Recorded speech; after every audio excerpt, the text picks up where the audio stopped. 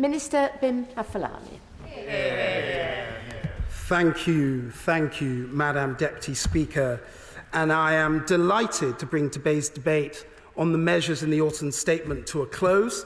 And I would pay tribute to my shadow, my good friend, the member for Hampstead and Kilburn. And I will just say to her that I am very glad to follow in the footsteps of members as eminent and as good at this job as the Right Honourable Member for Salisbury. He was excellent in his job, and I'm very happy to follow in his example.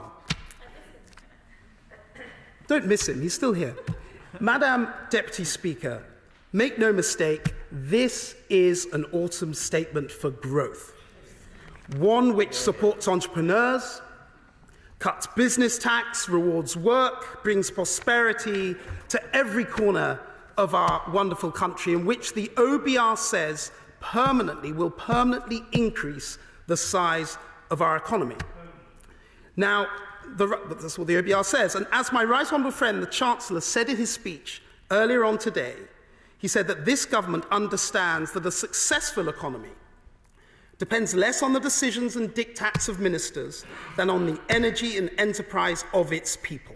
And that is the thrust of this autumn statement today. Government taking action which reduces the burdens on businesses whilst empowering people and getting Great Britain growing and moving again.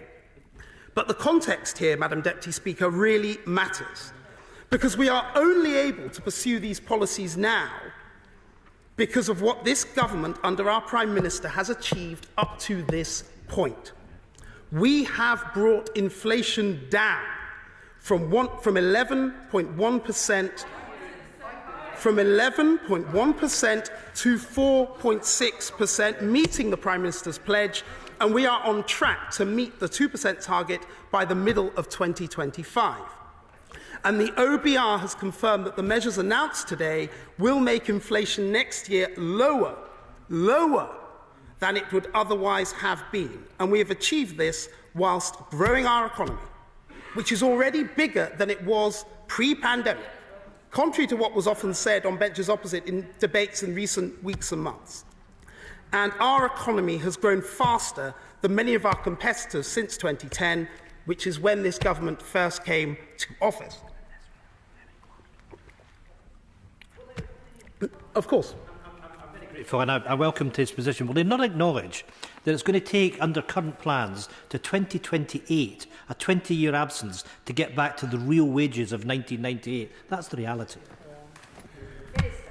I thank the Right Honourable gentleman for his question. What I would say on that score is that the measures here are designed to grow the economy, to make us more prosperous, to make businesses invest more, to cut taxes for working people. And so that prediction, I'm confident, will not be borne out in the way that he suggests.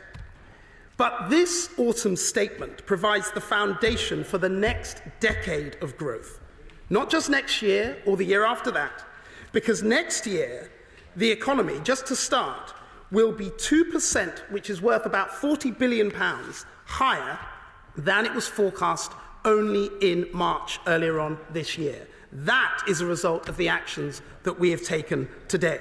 Now, I was hearing earlier on this week about what the Shadow Chancellor had said to the Labour Parliamentary Party earlier on this week. And what she said, I am told, and I'm happy to be intervened on if this is not correct, is that she said that the next election would be a fight on the economy. It was going to be a fight on fiscal responsibility, a fight on making working people better off, and a fight on who would be the party to show that they backed British business. This autumn statement firmly shows that it is this government, it is this party that is the only choice for the British people and the British economy on these measures. And I see chuntering from a sedentary position opposite, if they wish, with the Shadow Chancellor, if they wish to fight an election on those matters, then I say bring it on, Madam Deputy Speaker. So let's talk about fiscal responsibility. Let's talk about fiscal responsibility. Let's talk about fiscal responsibility. They don't want to hear about that, Madam Deputy Speaker. This government has brought inflation down by half. Debt is falling by the end of this forecast period. We have the second lowest debt in the G7. We are only able to have this sort of growth budget because of the prudence and careful measures that we have so far undertaken. Indeed, if I may use language that the opposition may understand, prudence with a purpose, Madam Deputy Speaker. Now, let's contrast that. Let us contrast that with the record of the Labour Party and members opposite. They are still saying that they are going to, on top of everything we've heard today, borrow an extra £28 billion.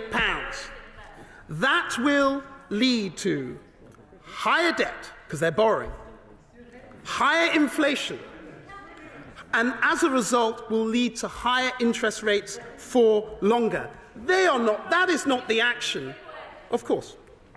Right honourable gentleman giving way, and I also welcome him to his position. Does he not distinguish between borrowing for capital investment and borrowing for current expenditure? Because if he doesn't, he's got a very peculiar view of the national accounts. I thank the right honourable lady. Of course I understand the distinction, but it doesn't stop the fact that if you are borrowing, that has to be paid for. And that, unless the Labour Party can show how it's going to raise that money. Look, the non-dom tax has been used about 15 times to pay for 15 different things. It isn't going to cut it. Unless the Labour Party can say how they're going to pay for that extra £28 billion, it is not fiscally responsible. So on that measure, I say, Madam Deputy Speaker, bring it on. But let us look at working people and whether or not they will be better off as a result of this autumn statement. In the debate, we heard from my right honourable friend, the member for North Somerset, who talked about the need to responsibly bring down taxes for working people, and that indeed is what we have done. The cut in national insurance rate, £450 for the average worker, 29 million people. That matters. It matters to my constituents. It matters to all the constituents who we represent in this House, and that is what this autumn statement will deliver. The national living wage is up 30% in real terms, after inflation, 30% in this Parliament. Again, what this autumn statement is delivering. And measures like the housing allowance, which for some of the most vulnerable 1.6 million households in this country are all going to get an extra £800. Now, contrast that with members opposite in the record of the Labour Party. Don't let them fool you, Madam Deputy Speaker. They don't believe in tax cuts. They don't believe in low tax. They're trying to pretend that they do, but we all know that they don't. They believe, and it is a reasonable principled position, they believe in ever greater, ever expanding control and debt and tax by government. That is their position. But our side of the House and this government has a different philosophy and a different policy. We believe in backing British business. We believe in backing the British people. We believe in cutting taxes for working people. And though we have faced a once-in-a-lifetime pandemic earlier on in the Parliament, and it's important to be clear that, of course, if you spend over £450 billion supporting the lives and jobs and the health of our constituents, that has led to an increase in our tax burden. But this is why this autumn statement, this is why this autumn statement is very, very important, because we are turning the corner, Madam Deputy Speaker. Now, you may think, how are we able to do this? Both cut taxes and bring our debt down at the same time in a fiscally responsible way. We are able to do it because we back British business with over 100 growth measures in this autumn statement. The policy of full expensing, which allows for every pound that our businesses will be able to invest, they will get 25 pence off their tax bill.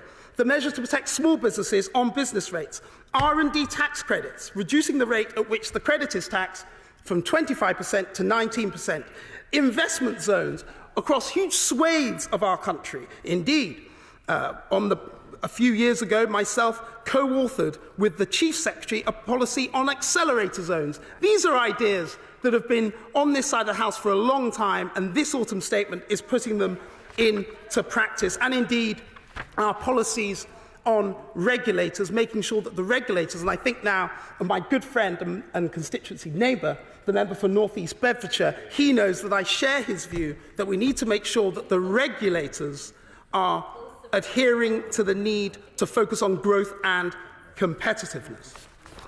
It would be remiss of me, before I close, not to address some of the comments made from many of the speeches in this House. I look at the member, the chair of the Public Accounts Committee.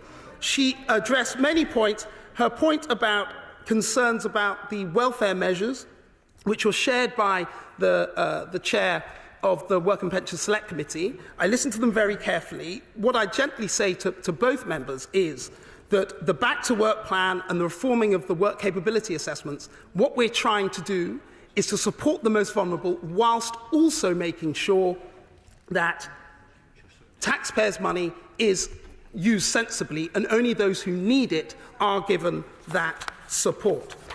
I should also like to make a note for my good friend, the Right Honourable Member, the member for Witham, in her excellent speech focusing on the need for low-tax economy. And I would say to her that when she says that she would like to see some more, and I quote, cheeky measures to get personal tax down, her words, not mine, Madam Deputy Speaker, I assure her that I will constantly be listening to her and taking her advice, and I'm sure the Treasury bench, with her great experience, will do so. Madam Deputy Speaker, this country is full of potential, from the most innovative industries in Europe to the best minds in the world. This government, this autumn statement, is backing this country. Labour, they don't understand, they do not have a plan, they do not understand the economy, they want to borrow 28 billion extra, but yet they want to take everything in this statement. How are they going to pay for it, Madam Deputy Speaker? We have a plan, they do not, and I commend this statement to the House.